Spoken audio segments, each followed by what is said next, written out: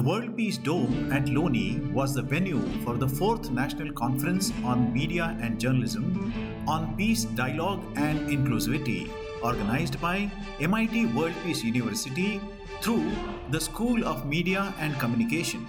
Media to Media Challenges Before Vernacular Legacy Media was the topic of one of the plenary sessions. Besides ex-MP and former journalist Shri Rahulu Anand Bhaskar, the panelists included Shri Yogesh Joshi, Bureau Chief Hindustan Times Pune, Ms. Prachi Kulkarni, Bureau Chief Sam Television Pune, and Shri Samrat Fadnis, Editor Sakal Media Group Pune. The topic for discussion was the changing Mediascape, credibility, revenue, and technology. This session was moderated by Shri Dheeraj Singh, Director, MIT World Peace University's School of Media and Communication.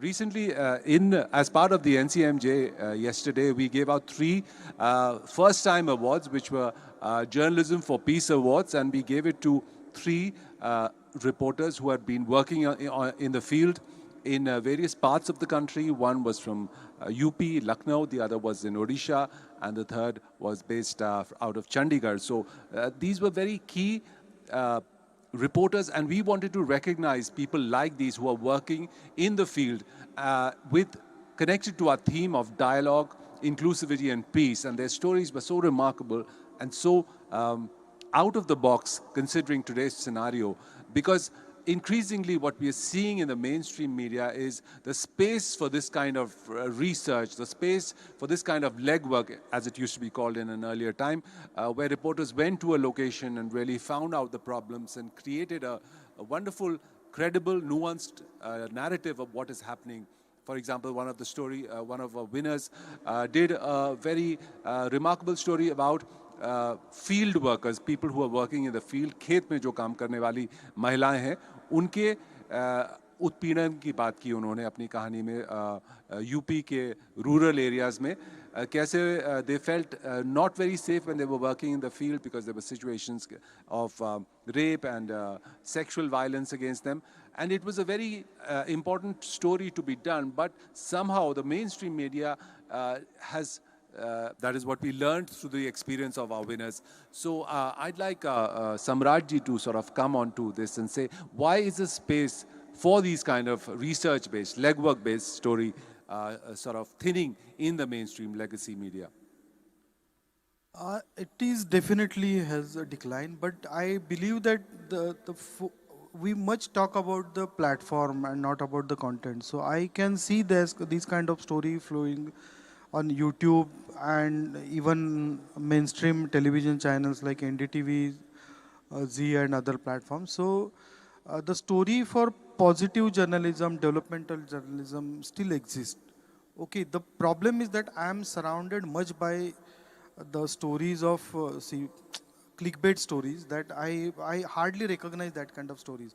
For example, if I tell you that, okay, one farmer nearby in Loni Kalbor has produced 1 lakh cauliflower production in just 3 months and he gained 90% profit, hardly anybody will pay attention. But if I say that, okay, XYZ politician is doing something there and और ये जो typical Hindi और मराठी में जो culture है, आपको एक story मैंने पढ़ी थी, the incident happened in this area that how a person become lakpati in overnight, how a person एका रात्रीत Marathi, it was a Marathi title, एका रात्रीत बनला, and the story was about the ATM theft in Loni Kalbor. So what kind of story I will read? I will read how a person become a millionaire overnight or a farmer story. So that clickbait journalism has started in Hindi belt, now has surrounded or engulfed entire Indian languages.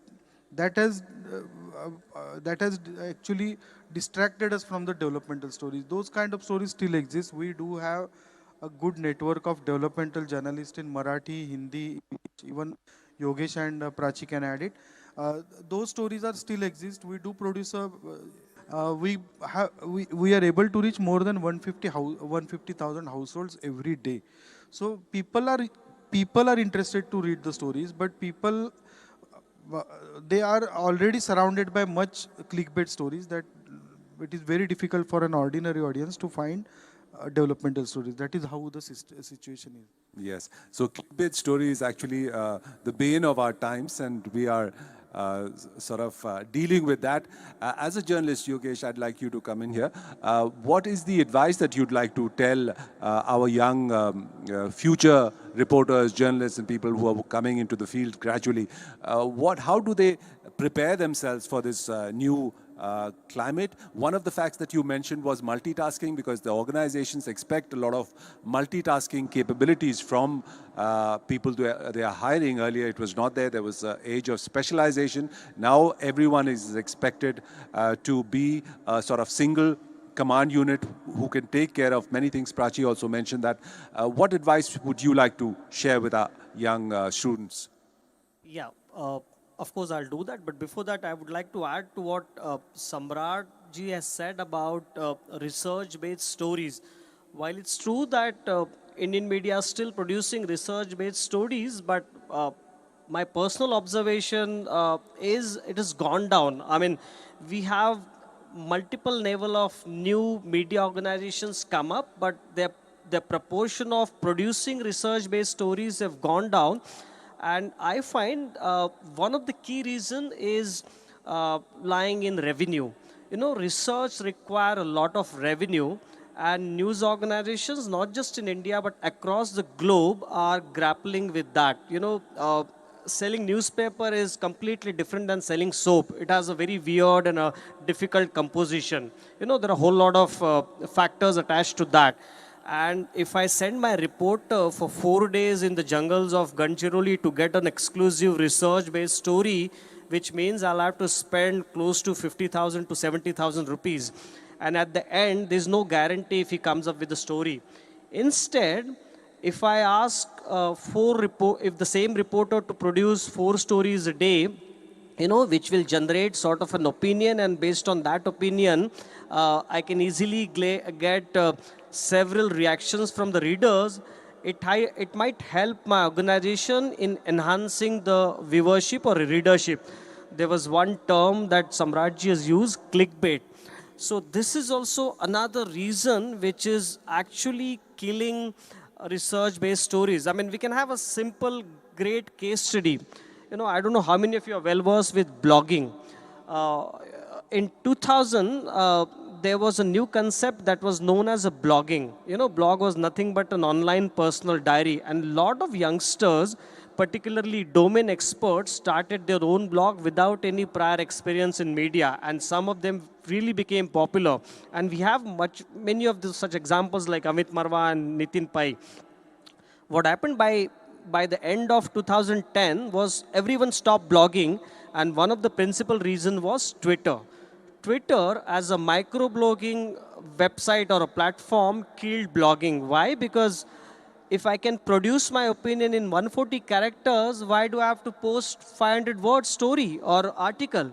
So in the process, opinion itself has also become very cheap. I mean, 10, 20 years ago, 30 years ago, the opinion pages were given a lot of significance, importance, at least by people who were interested in reading that.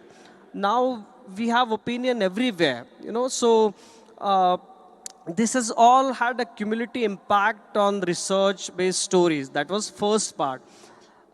Coming back to what Dheeraj ji said, well, I'm not that big to offer you any, advice, but yes, if you come to the newsroom seeking a job and say that you have a prior experience of working at an organization which made you write 4 stories, you're unlikely to get a job. You know, you require to either develop a niche in a particular topic with some foundation developing there, and at the same time, you have to be well versed with handling technologies, because I or any news organization for that matter cannot afford to invest time and energies in giving you training about that. They gave training to journalists 10 years ago, 15 years ago, but they now expect journalists to be ready to handle all the tools. So you have to be a multitasker so far as technology is concerned. But when it comes to content, you have to have a niche. We have several such niche platforms coming up, and all of them have a huge readership. I mean, Samrat would know, Prachi would know. We have an online platform called as Bhadipa. Bhadipa is essentially an entertainment-based platform started by a Marathi actor and his Canadian friend. And she had given an interview which was an excellent. And she said, when they thought of starting a platform in Marathi, their friends advised them, why start a platform in Marathi? Start something in English or in Hindi. You'll have a wider readership. She was shocked to hear that, because she said in Maharashtra alone you have 12 crore population, and even if 10% of them are online, which means you have 1.2 crores or 12 million people as a readership, which is a huge. So the population of Maharashtra was more than the population of Canada from where she hails. So when we have a huge audience, try and develop a niche. Even if you get 10% of it, 5% of it, you still have a lot on your plate. And try and think something as an independent. Gone are the days when you can, really rely on a mainstream media offering a job. The jobs are shrinking there. Instead, you can start your own platform, develop a niche, be multitasker so far as technology is concerned. That will be a good combination and a good formula to develop a revenue.